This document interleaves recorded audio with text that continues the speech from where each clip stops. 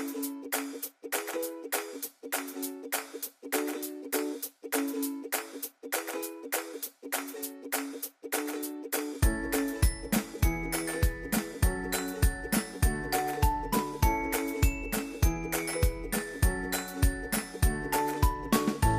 team, it's so good to see you. Welcome to this week's Midweek Minute.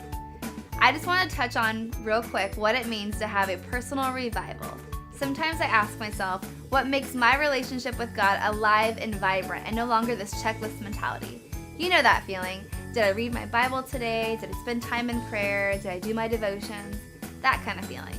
So how do we go from this checklist mentality to having a vibrant relationship, an intimate relationship with Christ? Some of you may be familiar with the Bible verse in John 14:15. If you love me, obey my commandments. Some of us think, if I do these things, I'll be close to God. Then in the end, we end up feeling disconnected and disappointed. It's not a matter of doing these things to obey God and in turn He becomes close to us. It's the position of our hearts while we obey God.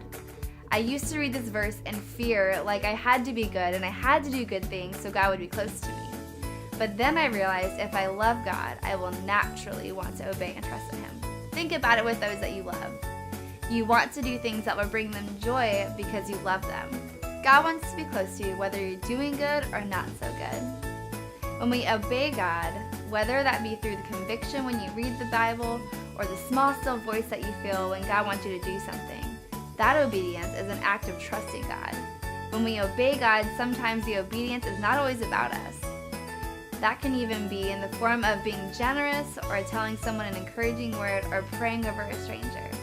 Our obedience, even when it doesn't make sense, grows our faith and relationship with God, and it even blesses those on the other side of our obedience.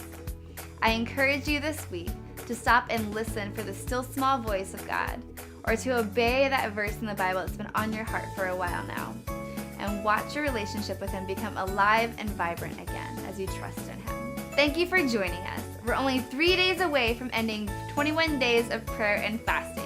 We're lifting you up in prayer and hope that this season has been very refreshing for you. Have a wonderful week. I can't wait to see you this week.